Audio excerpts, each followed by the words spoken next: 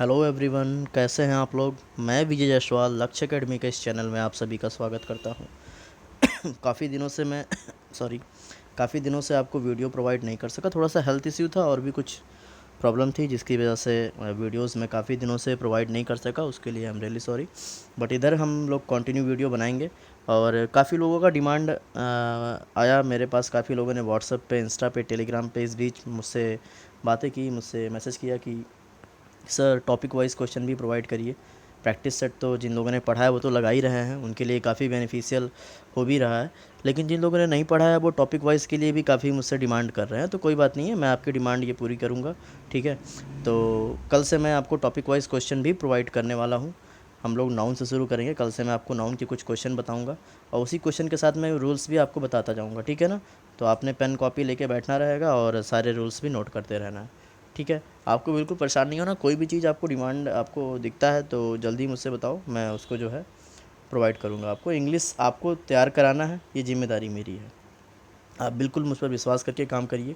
जितने भी वीडियोस मैं बना रहा हूँ, जितने भी क्वेश्चंस आपको मैं प्रोवाइड कर रहा हूँ, आप उन सब पर मेहनत करिए। चीज़ें मैं आपको सिखाऊंगा कि इंग्लिश पढ़ना कैसे है। ठीक है, काफ़ी लोगों ने वोकैब्स के लिए भी कहा है कि सर कुछ वीडियो प्रोवाइड करिए। सर मैं वोकैब्स के लिए बिल्कुल आपको वीडियो प्रोवाइड करूँगा, बट उसके लिए आपको थोड़ा सा वेट करना पड़ेगा क्योंकि काफ़ी चीज़ें हो जा रही है अभी। चैप्टर वाइज इसको करने के बाद फिर प्रैक्टिस सेट भी है। तो वोकैब्स के लिए भी मैं कोशिश करता हूँ वीकली 1 या 2 वीडियो मैं कोशिश करूँगा प्रोवाइड करूँगा। ठीक है, कुछ द हिंदू के स्पेशल वोकैब्स, और मैं आपको तरीका बताऊंगा। वोकैब मैं आपको कुछ दूंगा ही दूंगा, साथ में मैं आपको तरीका बताऊंगा कि आप वोकैब कलेक्ट कहाँ से करो। आप खुद कंपाइल करो वोकैब्स को। ठीक है, उसका तरीका मैं आपको बताऊंगा। ठीक है, कैसे करना है मैं जल्दी उसके लिए वीडियो बनाऊंगा। मैं आपको तरीका बताऊंगा ताकि आपको डिपेंड नहीं होना है वोकैब के लिए। किसी की वीडियो देखने की कोई ज़रूरत नहीं है वोकैब्स के लिए। मैं आपको तरीका बताऊंगा, उस तरीके से आप काम करना। वोकैब्स आपके 4 से 5 महीने में सारे वोकैब्स तैयार हो जाएंगे। मैं वोकैब्स के लिए आपको ट्रिक नहीं बताऊंगा, स्टोरी के जरिए आपको वोकैब्स नहीं याद कराना हो क्योंकि वो सब याद नहीं होता है, कुछ ही वोकैब्स याद होता है। ठीक है, तो मैं वो सब ट्रिकी वे नहीं बताऊंगा वोकैब्स के लिए। मैं आपको एक अच्छा तरीका बताऊंगा जो आप अगर करते हो तो मेरी गारंटी है कि 5 से 6 महीने में आप मुझसे खुद कहोगे सर सारे वोकैब्स मैंने खुद से तैयार कर लिए। ठीक है, तो उस पर हम लोग चलेंगे। फ़िलहाल आज ये वीडियो सेट नंबर 8। इसके पहले मैं ऑलरेडी 7 सेट पे वीडियोस बना चुका हूँ। जिन लोगों ने अभी तक वो सारी वीडियोस ना देखे हों, डिस्क्रिप्शन में लिंक दिया हुआ है, या आप यूट्यूब पे लक्ष्य एकेडमी बस्ती करके सर्च करिए, प्लेलिस्ट में जाइए, वहाँ से आपको सारी वीडियोस मिल जाएंगी। ठीक है, तो शुरू करते हैं आज का हम लोग पहला वीडियो। तो इसमें पहले आप लोगों को करना क्या है, जैसा मैं हमेशा कहता हूँ कि पहले आप स्क्रीनशॉट ले लो। ठीक है, स्क्रीनशॉट आप सभी लोग लेते रहिएगा। ठीक है, स्क्रीनशॉट लेने के बाद आप पहले इस क्वेश्चन को खुद ही सॉल्व करिए। मैं हमेशा कहता हूँ, इसलिए कहता हूँ क्योंकि जब आप गलती करोगे, आप 40 क्वेश्चन कर रहे हो तो आप जाहिर सी बात है कहीं ना कहीं गलती करोगे, जाहिर सी बात है। तो आप जब गलती करोगे, फिर जब चीज़ों को आप इम्प्रूव करोगे सॉल्यूशन को देखते हुए, तो आपको चीज़ों को सीखने को मिलेगी। डायरेक्ट आप सॉल्यूशन देख रहे हो तो कोई फ़ायदा नहीं है देखने का, मैं पहले भी कह चुका हूँ। इसीलिए पहले आप खुद से सॉल्व किया करो, खुद से सॉल्व करने के बाद आप सॉल्यूशन देखा करो। ठीक है, तभी आपको वीडियो का फ़ायदा मिलेगा। ठीक है, जो लोग ऐसा कर रहे होंगे वो लोगों ने देखा होगा, अगर सातों वीडियोज़ को अगर एक बार आप रिवाइज़ करोगे तो आपको सारी चीज़ें याद हो चुकी होंगी। और ये बड़ी इंपॉर्टेंट चीज़ है कि जो आप कर रहे हो वो आपको याद भी होनी चाहिए। जिस चीज़ की प्रैक्टिस आप कर रहे हो वो आपका तैयार भी होना चाहिए साथ में। ये बड़ी इंपॉर्टेंट चीज़ है और इसका सिंपल सा तरीका है कि पहले आप खुद से ट्राई करो। सॉरी। ठीक है, तो सभी लोगों ने स्क्रीनशॉट ले लिया होगा। चलो अब हम लोग शुरू करते हैं वीडियो को। ठीक है, सो आज का पहला क्वेश्चन सभी को दिख रहा होगा ना। Okay, let's start the video. Across the world discussion on curing cancer are any longer just wishful thing. तो बड़ा सिंपल सा एरर है, अगर आप लोगों ने किया होगा सबने पकड़ लिया होगा, रीडिंग से ही पकड़ लिया होगा। यहाँ पर एनी लॉन्गर नहीं होगा, क्या होगा, नो लॉन्गर होगा। क्या होगा यहाँ पर, नो लॉन्गर। एनी लॉन्गर का प्रयोग नहीं करते हैं। ठीक है, यहाँ पर क्या हो जाएगा आपका, नो लॉन्गर। तो बी पोर्सन में आपका एरर था। ठीक है, अगले क्वेश्चन पे चलते हैं। लिखा है आई and he. I and he, इसके बारे में मैंने बताया हुआ, जब भी 2 या 2 से अधिक personal pronoun he, she, it, they, I, we, ये सब अगर एक साथ आते हैं तो इन्हें 231 के ऑर्डर में रखते हैं। किस ऑर्डर में रखते हैं, 231। तो सेकंड पर्सन तो है नहीं यहाँ पे, तो पहले थर्ड पर्सन आएगा फिर फर्स्ट पर्सन आएगा। थर्ड पर्सन मतलब पहले ही आएगा और फिर आपका क्या आएगा, आई आएगा। तो यही एरर था यहाँ पे, ही एंड आई होगा, आई एंड ही नहीं होगा। थोड़ी सी हेल्थ इश्यू है तो ये। आगे बढ़ते हैं हम लोग, क्वेश्चन नंबर 3 पे चलते हैं। The vacancy was filled by a young scholar who had an extensible knowledge of ancient art. तो बड़ा ही आसान सा क्वेश्चन ये भी आपको दिख रहा होगा। अगर आप देखो तो पहले पोर्शन में तो कोई एरर है नहीं, द वैकेंसी वॉज फिल्ड बिल्कुल सही है। किसके द्वारा फिल किया गया? बाय अ यंग स्कॉलर, ठीक है, ये भी पॉइंट बिल्कुल सही है। Who had an extensible knowledge, तो आपको पता होना चाहिए एक्सटेंसिबल नहीं होगा, एक्सटेंसिव होगा। उसकी नॉलेज कैसी है? एक्सटेंसिव है, EXTENSIV। जब भी विस्तृत की बात आएगी तो हम लोग एक्सटेंसिव का प्रयोग करेंगे, extensive knowledge of ancient art, ठीक है। सभी को बात समझ में आ रहा है? तो सी पोर्शन में इसमें एरर था, जहाँ एक्सटेंसिबल था वहाँ क्या हो जाएगा? एक्सटेंसिव हो जाएगा, ठीक है। अगला question, this novel of Seldon is more interesting than any other novel. अभी आप लोग अगर देखो सारे सेक्शन तो दिस नावल पॉइंट बिल्कुल सही है, ठीक है। किसका नावल? वो ऑफ सेल्डन, ये आपके राइटर का नाम है, तो ये भी बिल्कुल सही है। इज़ मोर इंटरेस्टिंग, कंपैरिजन किया गया है बाकी अदर नावल से, ठीक है। तो उस पॉइंट ऑफ व्यू से भी ये पॉइंट, अदर नावल से कंपैरिजन किया गया तो मोर का प्रयोग भी किया गया है, कंजक्शन दैन भी लगा है, ठीक है, सब कुछ सही है। तो आंसर क्या हो जाएगा? No error. इस क्वेश्चन में क्या हो जाएगा? आंसर नो एरर, ठीक है। अगला question, an eminent surgeon is visiting the hospital to attend a surgeons conference. तो आप अगर इसमें देखेंगे तो सर्जन्स क्या आपका प्लूरल, और प्लूरल के पहले ए एन का प्रयोग नहीं करते हैं। जब भी प्लूरल काउंटेबल नाउन का प्रयोग करते हैं तो उसके साथ ए और एन का प्रयोग नहीं किया जाता है, ठीक है। तो यहाँ पर हम लोग ए और एन हटा देंगे। अगर लगाना भी आर्टिकल तो आप दा लगा सकते हो यहाँ पे, ठीक है। To attend the surgeons conference, ठीक है, सभी को बात समझ, आर्टिकल का एरर था ये, ठीक है। अगला question, question number 6, most countries in the world is for piece. पहला पोर्शन है most countries in the world, मतलब ज़्यादातर कंट्रीज़, पॉइंट बिल्कुल सही है। कंट्रीज़ प्लूरल नाउन है, इसलिए यहाँ पर इस का प्रयोग नहीं करेंगे, किसका प्रयोग करेंगे? आर का प्रयोग करेंगे। तो जहाँ इसका प्रयोग किया गया वहाँ किसका प्रयोग करेंगे हम लोग? आर का प्रयोग करेंगे। सबको समझ में आ रही है बात, ठीक है। तो इसकी जगह पर क्या हो जाएगा? आपका आर हो जाएगा, क्योंकि नाउन आपका प्लूरल था। जब सब्जेक्ट आपका प्लूरल है तो वर्ब भी क्या हो जाएगा? आपका प्लूरल होगा, ठीक है। चलते हैं अगले क्वेश्चन, क्वेश्चन नंबर 7 पे। 7th में क्या है? Our office buys 5 kilograms of paper every month. इस नियम के बारे में मैंने बताया, नाउन का क्वेश्चन है ये, ठीक है। अभी हम लोग जब नाउन के वीडियोस देखेंगे तो वहाँ ये सारी चीज़ें देखेंगे। तो नियम क्या है? नियम ये कहता है जब भी यूनिट आ जाए, 1000, 100, किलोग्राम्स, इन सब के पहले अगर 1, 2, 3, ए, एन ऐसा कुछ भी आ जाए तो इनका प्रयोग हमेशा सिंगुलर फॉर्म में करते हैं, और इनके साथ ऑफ का भी प्रयोग नहीं करते हैं। किलोग्राम्स नहीं लिखेंगे, क्या लिखेंगे? किलोग्राम लिखेंगे, और ऑफ का भी प्रयोग नहीं करेंगे। इस नियम को याद रखिएगा, जब भी यूनिट 1000, 100, ठीक है, किलोग्राम, इन सब के पहले अगर 1, 2, 3, 4, 5 ए एन ऐसा कुछ भी आए तो इनका प्रयोग हमेशा सिंगुलर फॉर्म में किया जाता है, और इनके साथ ऑफ का प्रयोग भी नहीं किया जाता। तो एरर क्या हो जाएगा? और office buys 5 kilogram paper every month, 5 kilogram paper every month. तो बी पोर्शन में एरर था। हम लोग चलते हैं अगले क्वेश्चन पर। मेनी अ मैन, ये भी आपके एडजेक्टिव का एरर है ये। मेनी अ मैन का सीधा सा नियम है कि मेनी ए के साथ, नियम क्या है? मेनी ए के साथ नाउन आपका सिंगुलर होता है और वर्ब भी कैसा होता है? सिंगुलर होता है, ठीक है। तो नाउन सिंगुलर तो रखा गया है, लेकिन वर्ब प्लूरल है, उससे हम लोग क्या कर देंगे?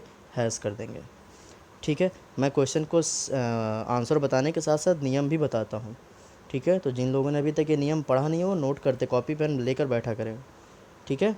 और तुरंत ऐसे शॉर्टकट में लिख लीजिए, मेनी ए के साथ नाउन कैसा होगा? सिंगुलर, और वर्ब भी कैसा होगा? सिंगुलर। यही सब चीज़ें आपको पढ़नी है, ठीक है ना, कुछ करना नहीं है। नाउन में आपका शुरू करने वाला हूँ जल्दी, कल से आपको वीडियो मिल जाएगा नाउन पे। अगला क्वेश्चन, वन ऑफ का ये आपके नाउन का ही नियम है। वन ऑफ के बाद नाउन प्लूरल होता है। नाउन कैसा होता है? प्लूरल होता है। तो one of the most important factor आपका नाउन है, तो फैक्टर नहीं फैक्टर्स होगा। वन ऑफ के बाद नाउन कैसा होता है? प्लूरल होता है। तो फैक्टर नहीं किसका प्रयोग करेंगे हम लोग? फैक्टर्स का प्रयोग करेंगे। सभी को ये बात समझ में आ रही है? किसी को कोई प्रॉब्लम? आगे बढ़ूँ मैं? तो ए पोर्शन में एरर है, फैक्टर की जगह पे क्या हो जाएगा? फैक्टर्स होगा। क्यों होगा ये भी मैंने आपको बता दिया है। क्वेश्चन नंबर 10 पे चलते हैं। A technical view of new gadgets, सही है बिल्कुल point. A technical view of new gadgets, noun of noun का प्रयोग किया गया है। आप ध्यान दीजिए यहाँ पे, पहला नाउन है टेक्निकल व्यू, अब्स्ट्रैक्ट, सिंगुलर, और दूसरा है आपका गैजेट्स, प्लूरल। बीच में आपका लगा है ऑफ, नाउन ऑफ नाउन। अब वर्ब किस पे लगेगा? वर्ब हमेशा पहले वाले पे लगता है, ये नाउन का नियम है। जब भी दो नाउन प्रीपोजिशन के साथ जुड़े हुए हो तो वर्ब हमेशा किस पे लगता है? पहले वाले नाउन पे लगता है। तो some time differ, differ verb आया है, तो पहला नाउन सिंगुलर था तो वर्ब भी क्या हो जाएगा? आपका सिंगुलर होगा। तो डिफ़र नहीं डिफ़र्स हो जाएगा। वर्ब क्या हो जाएगा? डिफ़र्स फ्रॉम एन इकोनॉमिक पर्सपेक्टिव। तो बी पोर्शन मेरा था डिफ़र की जगह पे क्या होगा, डिफ़र्स होगा। क्यों होगा ये बात भी मैंने आपको बता दिया है। तो ये 10 एरर थे आज के। अब हम लोग चलते हैं आगे, फिलअप पे चलते हैं। सभी को चीज़ें समझ में आ रही है? अगर आपको कहीं भी कोई भी प्रॉब्लम हो तो आप मुझे कमेंट में बताया करो कि क्या प्रॉब्लम है, मैं अपनी स्पीड कम कर दूं या स्पीड फास्ट कर दूं। ठीक है, क्वेश्चंस आपको और टफ़ चाहिए या और इजी चाहिए, जो भी बातें हों आप मुझसे कमेंट में मुझसे आप इसके बारे में डिस्कस कर सकते हो। जो भी लोग कमेंट करते हैं मैं उनका रिप्लाई देता हूँ, ठीक है ना। तो आप सभी लोग मुझे कमेंट में ही बातें बता सकते हो। अदरवाइज़ आप मुझे व्हाट्सएप, इंस्टा पे भी फॉलो कर सकते हो, टेलीग्राम, ठीक है। टेलीग्राम पे भी ग्रुप चल रहा है जहाँ मैं क्वेश्चंस कराता हूँ। तो जो लोग टेलीग्राम के ग्रुप में भी जुड़ना चाहते हैं, ठीक है, वहाँ इंग्लिश सारे सब्जेक्ट के क्वेश्चंस होते हैं वहाँ पे। तो आप टेलीग्राम के ग्रुप में भी जुड़ना चाहो तो वहाँ पे भी जुड़ सकते हो, ठीक है। जुड़ने के लिए आप मेरे नंबर पे मुझे मैसेज करो। मेरा नंबर है 7379 089 784। इसी पे आप मुझे फेसबुक पे भी फॉलो कर सकते हो, इंस्टा, टेलीग्राम, व्हाट्सएप, ठीक है। हर जगह आप कहीं भी जो भी चीज़ चलाते हो, जो भी चीज़ आपके लिए सूटेबल है वहाँ आप मुझसे कांटेक्ट कर सकते हो, ठीक है। चलिए आगे बढ़ते हैं, फिलअप पे आते हैं। What would you have done if you dash the train. इस नियम से मैं पहले भी बता चुका हूँ कि कई बार क्वेश्चन बहुत ही मोस्ट इंपॉर्टेंट नियम है, मैं कई बार इसको लिखवा भी चुका हूँ। अगर आप पीछे वीडियोस देखे होंगे तो आपने देखा होगा मैंने इस नियम को वहाँ पे लिखवाया भी है, ठीक है। जिन लोगों ने नहीं देखा वीडियोस, भाई प्लीज़ जाइए आप सभी लोग वीडियोस देखिए। सारे बहुत ही इंपॉर्टेंट क्वेश्चन मैं आपके लिए लेके आता हूँ। ये अधूरी इच्छा वाला जो सेंटेंस होता है, if plus subject plus had plus verb की थर्ड फॉर्म, एक सेंटेंस ये होता है। और इसका जो परिणामी सेंटेंस आता है, दूसरा सेंटेंस, वहाँ क्या होता है, subject plus would have, would have ये फिक्स रहेगा हमेशा, प्लस वर्ब की थर्ड फॉर्म प्लस ऑब्जेक्ट, ठीक है। इस स्ट्रक्चर को मैं पीछे भी लिखवा चुका हूँ, जिन लोगों ने नहीं देखा हो देखा करिए। अब देखो उसी पे है, what would you have done. तो ये वुड हैव डन का आपको स्ट्रक्चर मिल गया। अगला क्या होगा, इफ़ के साथ अगर sentence, subject plus had plus verb की थर्ड फॉर्म। वुड हैव हो गया तो हैड प्लस वर्ब की थर्ड फॉर्म, यही चाहिए आपको। देख लो किस ऑप्शन में है, बस एक ही ऑप्शन में है। बहुत आसानी से लगाओगे। अगर ग्रामर के रूल्स आप पढ़ ले रहे हो, बहुत आपको ज़्यादा कुछ नहीं पढ़ना है, ठीक है। पूरी एक मोटी सी किताब आपको नहीं पढ़नी है ग्रामर पे। पूरा अगर 10 चैप्टर हैं, 10 चैप्टर को मिला लीजिए, बस 200 से 300 नियम आपको पढ़ने हैं, ठीक है। बिल्कुल परेशान नहीं होइएगा। Grammar is very easy, English grammar बहुत आसान है। मैं तो कहता हूँ कि हिंदी ग्रामर से आसान हिंदी इंग्लिश की ग्रामर है आपकी, बिल्कुल। बहुत कम नियम है, बस आपको चीज़ें फिक्स पढ़नी है, ठीक है। आई स्टेड इन मुंबई, तो स्टेड मतलब पास्ट इंडेफिनिट का सेंस है। हमें कुछ ऐसा लेना है, आपका ये कंजक्शन जो भी होगा ऐसा होगा जो हमें पास्ट इंडेफिनिट में रखे। अगर फॉर के साथ टाइम लगा दिया, पीरियड ऑफ टाइम, तो ये तो प्रेजेंट परफेक्ट कॉन्टीन्यूअस में चला जाएगा, क्योंकि आपने नियम पढ़ा होगा, फॉर के साथ जब भी पीरियड ऑफ टाइम लगता है तो सेंटेंस प्रेजेंट परफेक्ट कॉन्टीन्यूअस में होता है। सिंस के साथ भी यही कहानी होगी, तो सिंस और फॉर तो हो नहीं सकता, ठीक है। थ्रू 8 ईयर्स होगा नहीं, अराउंड लगभग 8 साल से, बोलोगे नहीं, मैं लगभग 8 साल से मुंबई में रह रहा था। तो I stayed in Mumbai around 8 years, तो डी ऑप्शन आपका सही होगा, ठीक है। सबको समझ में आ रहा है। अगला question, if I dash address would have, देखो फिर वही स्ट्रक्चर आ गया। इफ़ के साथ subject plus had plus verb की third form, had plus verb की थर्ड फॉर्म। अगला sentence, subject plus would plus have plus verb की थर्ड फॉर्म प्लस ऑब्जेक्ट। अभी जो लिखा था सेम उसी पे, तो हैड प्लस वर्ब की थर्ड फॉर्म, कौन सा ऑप्शन, बी ऑप्शन। बहुत ही इंपॉर्टेंट है, कई बार एग्जाम में इस नियम से आपके क्वेश्चन पूछे गए हैं। इस नियम से एक काल्पनिक इच्छा होती है, एक अधूरी इच्छा होती है। जब मैं आपको वर्ब और टेंस का वीडियो प्रोवाइड करूँगा तो वहाँ आपको मैं इन सब के बारे में और डिटेल में बताऊँगा, ठीक है ना। चलो आगे बढ़ते हैं, अगला क्वेश्चन। तो 13 सबको समझ में आ गया, ओके। नेक्स्ट क्वेश्चन नंबर 14 पे चलते हैं। Balu dash in several other states when he decided to work in Kolkata. देखो दो चीज़ें हैं, कह रहा है जब मैंने कोलकाता में काम करने का डिसाइड किया, पास्ट इंडेफिनिट है, उसके पहले वो अदर। तो अब आप टेंस के बारे में मैंने आपको बताया होगा, अगर मेरी बात आपको जिन लोगों ने क्लासेस में पढ़ा होगा उनको मैंने बताया था पास्ट इंडेफिनिट और पास्ट परफेक्ट में अंतर क्या होता है, ठीक है। दो सेंटेंस है, जो कार्य एकदम पहले ख़त्म होता है वो पास्ट परफेक्ट में होता है, और इस क्रिया के बाद जो सेंटेंस होता है वो पास्ट इंडेफिनिट में होता है। तो जो पहले ही हो जाता है वो पास्ट परफेक्ट में होता है, उसके बाद जो होता है वो पास्ट इंडेफिनिट में होता है, ठीक है। तो यहाँ पर देखो पहले कौन सा ख़त्म हुआ था, पहले क्या हुआ था, पहले बालू जो है अदर स्टेट में उसने देखा था, उसके बाद वो जो है कोलकाता में ट्राई किया था, ठीक है ना। तो पहले जो कार्य हुआ पास्ट परफेक्ट में होगा, तो बालू हैड वर्कड हो जाएगा। Balu had worked in several other states when he decided to work in Kolkata. तो टेंस का ये नियम से क्वेश्चन था, आशा करता हूँ आप सबको समझ में आ रहा होगा। ठीक है, चीज़ें जो मैं बताता हूँ क्या आपको समझ में आता है? आप मुझे कमेंट करके बताया करिए सब चीज़ें। ठीक है, the degree will be awarded during the annual. तो कभी भी डिग्री आपको जब भी प्रोवाइड की जाती है तो वो दीक्षांत समारोह होता है। हिंदी में बोलते हैं दीक्षांत समारोह, और इंग्लिश में इसको आपको पता होना चाहिए क्या बोलते हैं, उसको बोलते हैं कन्वोकेशन। क्या बोलते हैं? कन्वोकेशन। तो द एनुअल कन्वोकेशन, सिंपल सा क्वेश्चन था। कॉन्फ्रेंस जब एक दूसरे से बातचीत करेंगे तब होगा, कन्वेंशन समझौता के लिए होता है। ठीक है ना, तो यहाँ पर सही आंसर क्या होगा? कन्वोकेशन। क्या होगा आपका? कन्वोकेशन। ठीक है, सबको ये बात समझ में आ गई? ऑप्शन नंबर फोर्थ, 15 तो क्या हो जाएगा? Option number fourth. चलिए क्वेश्चन नंबर 16 पे चलते हैं। तो फिलअप हो गया, अब हम लोग आते हैं सेंटेंस इम्प्रूवमेंट पे। सेंटेंस बड़े अच्छे अच्छे क्वेश्चन हैं सेंटेंस इम्प्रूवमेंट के, देखते हैं। During is long discourse, discourse का मतलब पता होगा तभी ये क्वेश्चन कर पाओगे। ठीक है, इसी पूरे एक शब्द पे जो है पूरा सेंटेंस की मीनिंग डिपेंड कर रहा है। डिस्कोर्स का मतलब होता है उपदेश। क्या होता है? उपदेश। नहीं पता होगा तो भैया जब भी आप मेरे वीडियोस देखा करो तो भाई पेन कॉपी लेके बैठा करो, क्योंकि मैं ऐसी बातें ज़रूर बताऊंगा जो आपको नोट करना ही पड़ेगा कुछ ना कुछ। तो भले ही आप 40 में से 2 ही पॉइंट नोट करते हैं, लेकिन नोट तो करना ही पड़ेगा आपको। तो आप कभी भी मेरे वीडियोस देखिए तो पेन कॉपी दोनों रखा करिए साथ में। सारी पॉइंट नहीं लिखोगे तो देखना बेकार है। अब एग्ज़ाम पॉइंट में एग्ज़ाम आप क्या, अब इन सारे पॉइंट्स को रिवाइज़ करके जाओ, फिर मुझसे आके मिलो। यहीं यूट्यूब पे ही सबके सामने मैं आपसे मिलूँगा, आप खुद मुझसे कहोगे सर हाँ चीज़ें मेरे लिए बेनिफिशियल था, गारंटी है मेरी, ये लिख लेना।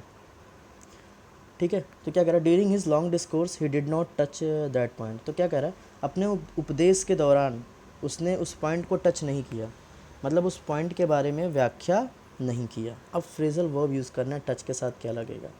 तो टच के साथ इन और ऑफ यहाँ पर होगा नहीं, होगा टच अपॉन। टच अपॉन का मतलब क्या होता है? अब इसके पॉइंट को लिख लो, किसी चीज़ के बारे में व्याख्या करना, या केवल व्याख्या करना भी लिख सकते हो, व्याख्या करना।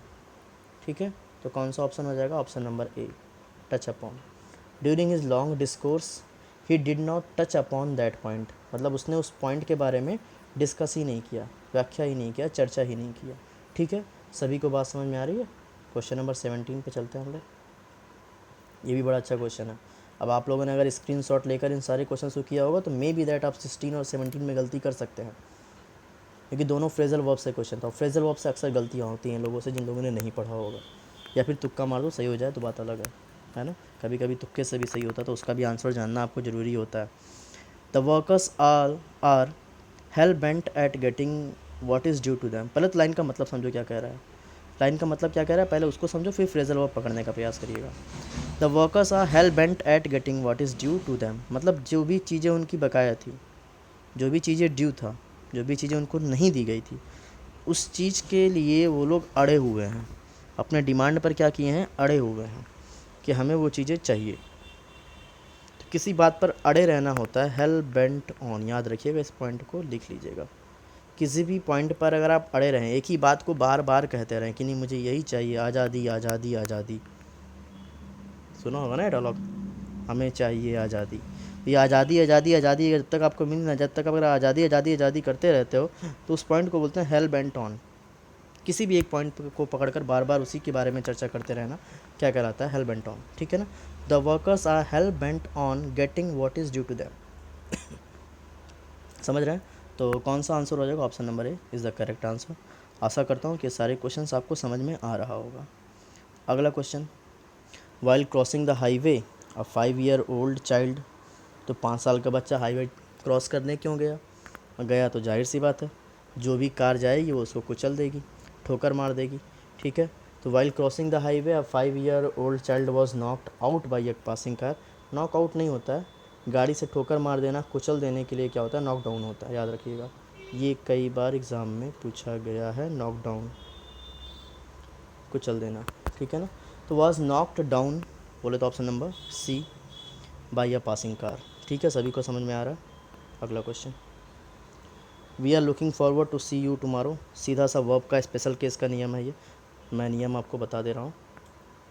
Look forward to, look forward या लुकिंग फॉरवर्ड जो भी हो, look forward to, addicted to, addicted नहीं पता तो लिख लीजिएगा, habituated to, habituated to, with a view to, with a view to, तो look forward to, addicted to, habituated to, with a view to के साथ वर्ब की आईएनजी फॉर्म बोले तो जीरेंड का प्रयोग किया जाता है। अब देखो ये एग्ज़ाम पूछा क्यों गया, एग्ज़ाम में क्वेश्चन पूछा क्यों गया, क्योंकि बेसिकली हम लोगों ने पढ़ा है टू के साथ वर्ब की फर्स्ट फॉर्म। अब आप देखोगे बिल्कुल सही लग रहा है, टू के साथ सी तो रखा हुआ, नो इम्प्रूवमेंट होगा, जी नहीं। नियम यहाँ पे फॉलो करता है, नियम क्या फॉलो करता है, looking forward to, addicted to, habituated to, with a view to के बाद जीरंड का प्रयोग किया जाता है। जीरंड मतलब वर्ब की आईएनजी फॉर्म का प्रयोग किया जाता है। तो ऐसा देख लो कौन से ऑप्शन में, ऑप्शन नंबर सी में है, looking forward to seeing you tomorrow. ठीक है, याद रखिएगा इस पॉइंट को। चलिए अगला question, question number 20। The clients are waiting outside since morning and will continue to wait until you meet them. तो कई बार मैं इस नियम के बारे में आपको ऑलरेडी बता चुका हूँ। नियम के बारे में क्या बताऊँ ज़रा बताइए। सिंस के साथ पॉइंट ऑफ टाइम या फॉर के साथ पीरियड ऑफ टाइम जब भी आएगा, ये सेंटेंस जो होता है वो प्रेजेंट परफेक्ट कॉन्टिन्यूअस में होता है। तो देखो सिंस के साथ टाइम लगा हुआ है तो ये आर वेटिंग नहीं होगा। Clients plural have been waiting, present perfect continuous. Point को नोट कर लीजिए, अगर नहीं पता है आप कोई भी एग्ज़ाम देने जाओगे, मेरा बिल्कुल 90% चांस है या 80% चांस है कि इस पॉइंट से तो क्वेश्चन बन ही जाता है। ठीक है, चलो अगला क्वेश्चन। आप खुद ही देखो, आज ये 8वां सेट है, आप पीछे उठा के देखो, 8 में से लगभग 4 से 5 सेट में इससे क्वेश्चन पूछा ही पूछा है इस नियम से। ठीक है, चलो अगला क्वेश्चन। फिर देखो वही नियम आ गया, याद करिए। If plus subject plus had plus verb की थर्ड फॉर्म, अगला क्या होगा, subject would have plus verb की थर्ड फॉर्म। तो if he had time he would have. ठीक है, तो कौन, वुड हैव, वुड हैव का स्ट्रक्चर कहाँ है आपके पास, वुड हैव का स्ट्रक्चर आपके पास है ऑप्शन नंबर फर्स्ट में। वुड हैव प्लस वर्ब की थर्ड फॉर्म भी होना चाहिए। If he had time he would have call you, call actually यहाँ पे केवल विल ही करना था। ठीक है, तो लाइन क्या हो जाएगा, he would have call you. If he had time he would have call you, option number first is the correct answer. अगला question, he may have grown taller when I last saw him. देखो एक sentence आपका है future perfect, क्या है आपका, future perfect में है, सबको दिख रहा है। Model auxiliary have plus verb की थर्ड फॉर्म फ्यूचर परफेक्ट में है। ठीक है, अभी जो अगला सेंटेंस क्या होगा, अगर आपने टेंस पढ़ा होगा तो इसके बारे में मैंने बताया होगा। अभी जो अगला सेंटेंस होगा वो सिंस के साथ पास्ट में होना चाहिए। कंजक्शन का भी नियम है, टेंस का भी नियम है कि आपकी जो अगला सेंटेंस आएगा वो सिंस के साथ किस में होना चाहिए, पास्ट में होना चाहिए। कौन सा ऑप्शन है, एक ही ऑप्शन है, option number B, since I last saw him. ठीक है, तो इस क्वेश्चन का आंसर क्या हो जाएगा, ऑप्शन नंबर बी। इसके बारे में आपको टेंस में डिटेल में बता दूंगा। ठीक है, अगला क्वेश्चन चलते हैं, क्वेश्चन नंबर 23 पे। He who will bid the highest will get the product, मतलब जो हाईएस्ट बोली लगाएगा वो प्रोडक्ट को पाएगा। देखो पॉइंट ऑफ व्यू से अगर देखा जाए ग्रामर के नियम से तो पॉइंट बिल्कुल सही है, कहीं कोई गलती ग्रामेटिकली नहीं है। ही के लिए हु आया है, विल बिड फ्यूचर इंडेफिनिट में रखा है। ठीक है, उस पॉइंट से सही है, लेकिन एक point grammar point of view से दोनों सही है बिल्कुल, नो इम्प्रूवमेंट आप लगा सकते हो। फिलहाल जो एसएससी ने आंसर दिया था वो ऑप्शन नंबर फर्स्ट दिया था। ठीक है, तो इसको मैं एक्सप्लेन क्या करूँ, मेरे हिसाब से दोनों सही है। जिन्होंने ए लगाया होगा, जिन्होंने डी लगाया, वो दोनों ही नंबर मांग सकते हैं एसएससी से। बाकी एसएससी की तानाशाही है, अब तो वो तानाशाही भी ख़त्म होगी, सीईटी आने वाला है क्योंकि। ठीक है, तो पहला भी लगा सकते हो, चौथा भी लगा सकते हो, कोई भी लगा सकते हो, मेरे हिसाब से दोनों सही है। ठीक है, तो जिन्होंने दोनों लगाया होगा ए या डी बिल्कुल सही कर सकते हैं अपना। ठीक है, लेकिन अगर पढ़ने के व्यू से देखें, जो ज़्यादा अगर पढ़ने के रीडिंग के व्यू से देखें तो ज़्यादा अच्छा ए के साथ लगता है, he who bits the highest will get the product, क्योंकि ये फिक्स है ना, ये यूनिवर्सल एक तरह से हो जाता है, परमानेंट है। और टेंस में आपने पढ़ा होगा परमानेंट चीज़ें प्रेजेंट इंडेफिनिट में जाती है। भाई जाहिर सी बात है, ये चीज़ परमानेंट मैं क्यों कह रहा हूँ, जो ज़्यादा बोली लगाएगा, हाईएस्ट बोली लगाता है वही प्रोडक्ट पाता है। तो ये चीज़ें फिक्स है, परमानेंट है, इस बेस पे हम लोग कह सकते हैं कि ए ऑप्शन सही है। ठीक है, तो अगर सूटेबल देखना है कि सर दोनों में से कौन सा लगाएं, तो भाई नो इम्प्रूवमेंट मत लगाओ, अदरवाइज़ ये रीज़न दे के आपको गलत साबित किया जा सकता है। तो सही आंसर क्या होगा, ऑप्शन नंबर ए। ठीक है, हालांकि दोनों सही था, लेकिन अगर देखा जाए तो ऑप्शन नंबर ए ही आपका सही होगा। ठीक है, तो ए लगाइए, बिल्कुल सही है वो। अगला question, question number 24। John had told me that he hasn't, तो अगला सेंटेंस आप देख रहे हो जो अंडरलाइन नहीं है वो हैज़ेंट प्रेजेंट में है, तो ये भी प्रेजेंट में ही होगा क्योंकि दैट के साथ कंजक्शन जुड़ा हुआ है, और दैट के साथ जुड़ा हुआ है तो वो प्रेजेंट में ही होगा। ठीक है ना, तो प्रेजेंट में एक ही ऑप्शन, ऑप्शन नंबर बी। कौन सा ऑप्शन? Option number B. तो 24 का हो जाएगा ऑप्शन नंबर बी। ठीक है, अगले क्वेश्चन पे चलते हैं, question number 25। They could not tell me why did he not eat his lunch. इस नियम के बारे में जान लिए, जब भी ये क्वेश्चन वर्ड आपके कंजक्शन के रूप में आएगा, मतलब जब भी ये दो वाक्यों को जोड़ने के रूप में आएगा, तो सेंटेंस आपका सिंपल में होगा। किस में होगा? सिंपल। सिंपल कहने का मतलब कि भाई ये इंटरोगेटिव स्ट्रक्चर में है। डिड ही नहीं होगा, सब्जेक्ट के बाद आपका वर्ब आएगा, सब्जेक्ट के पहले वर्ब नहीं आएगा। सब्जेक्ट, वर्ब, ऑब्जेक्ट, यही होता है आपका सिंपल फॉर्म। ठीक है, तो वहाँ पे वाई डिड ही नहीं होगा, वहाँ पर क्या हो जाएगा? Why he did not. Why के बाद तुरंत क्या आएगा? सब्जेक्ट, फिर वर्ब, फिर ऑब्जेक्ट। तो Y he did not eat his lunch. तो ये हो गया क्वेश्चन नंबर 25। चलिए, अभी आता है बेस्ट एक्सप्रेस सिनोनिम्स देखना हमको। तो एब्सर्ड मतलब होता है बेतुका, तो बेतुका के इसमें कौन सा ऑप्शन है? Option number B, ridiculous. Question number 27 पे चलते हैं। सॉलिटरी मतलब होता है अकेलापन, lonely, option number D. Question number 23 पे चलते हैं। 28 लिखा हुआ है लेकिन कौन सा? 28, हाँ सही है, 27, 28। पैसिफिक मतलब होता है शांत, तो शांत के लिए कौन सा ऑप्शन हो जाएगा? Option number B, peaceful. अगले क्वेश्चन पे चलते हैं, क्वेश्चन नंबर 29। स्टेंच मतलब होता है बदबूदार, stinky, option number A will be the answer. सबको समझ में आ रहा है? ये एंटोनिम सिनोनिम में जल्दी जल्दी हम लोग कर सकते हैं। किंडल मतलब होता है जलाना, इग्नाइट। ठीक है, क्वेश्चन नंबर 31। अभी हम लोग को अपोजिट देखना है। क्या देखना है? अपोजिट। बैरन, बैरन मतलब क्या होता है? बंजर। बंजर का उल्टा क्या हो जाएगा? फर्टाइल, उपजाऊ। Question number 32। हॉस्टाइल, हॉस्टाइल मतलब शत्रुतापूर्वक, एनिमिटी। उल्टा क्या हो जाएगा? जो आपसे सहानुभूति दिखाए, मित्र आपका, सिंपैथेटिक। ठीक है, मित्र भी कह सकते हो, दयावान भी कह सकते हो। ठीक है, क्वेश्चन नंबर 33। पेरिल का मतलब होता है नष्ट करना, नष्ट करने का उल्टा क्या हो जाएगा? उसको बचा के रखना, सेफ्टी हो जाएगा। क्या हो जाएगा? Safety, option number D. Question number 34 पे चलते हैं। लॉफ्टी मतलब होता है तगड़ा, तो उल्टा क्या हो जाएगा? लो। स्विफ्ट मतलब तेज, ये होगा नहीं। ब्राइट मतलब भी तेज, प्रकाश। हाई मतलब भी ऊंची, सारे सिनोनिम्स जैसे थे, तो कौन सा होगा? ऑप्शन नंबर ए। क्वेश्चन नंबर 35 पे चलते हैं। रिजिड का मतलब होता है कठोर, तो कठोर का उल्टा क्या हो जाएगा? नर्म, फ्लेक्सिबल, ऑप्शन नंबर सी। ठीक है, तो ये हो गया 5 सिनोनिम्स और 5 एंटोनिम्स। सारी चीज़ें आपको समझ में आ रही है। वो कैप्स में आपको अलग से वीडियो प्रोवाइड करने वाला हूँ जल्द ही। एडियम्स पे आ जाइए। ब्लैक सीप, ब्लैक सीप का मतलब तो धूर्त व्यक्ति, याद रख लीजिए, नहीं पता तो लिख लीजिए। ब्लैक सीप का मतलब क्या? धूर्त व्यक्ति। अब चारों में से कौन सा ऑप्शन है? तो ऑप्शन नंबर डी है, the one with bad reputation. जिसका रेपुटेशन क्या हो? बैड हो, बुरा हो, धूर्त व्यक्ति हो, उसे हम लोग कहते हैं ब्लैक सीप। ठीक है, अगला क्वेश्चन। आई हैड पे थ्रू माई नोज़, इसको कैसे आते हुए? देखो, नाक आपकी ऊंची होती है, तो ऊंचा पे करना। कितना पे करना? ऊंचा, मतलब ज़्यादा पे करना। तो पे अ ह्यूज सम, मतलब ज़्यादा अमाउंट देना। ठीक है, question number 38। A cock and bull story, मुर्गे और सांड की कहानी कभी देखा है? नहीं देखा है, तो कैसी बातें होगी? बनावटी बातें होगी। ठीक है, फेक या बनावटी बातें। ठीक है ना। N unbelievable and ridiculous story.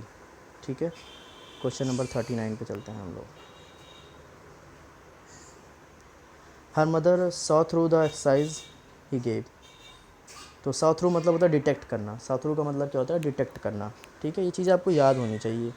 इसको मैं एक्सप्लेन इसलिए नहीं करूँ कि ये सारी चीज़ें आपकी याद करने वाली है, यहाँ पे एक्सप्लेन करने की बहुत टाइम की ज़रूरत नहीं है। चीज़ें याद होगी तो आप फटाफट देखोगे, नहीं आते तो पहले चीज़ों को याद करो। ठीक है ना, और जितना मैं बता रहा हूँ उसको आप नोट भी करते चला करो। ठीक है।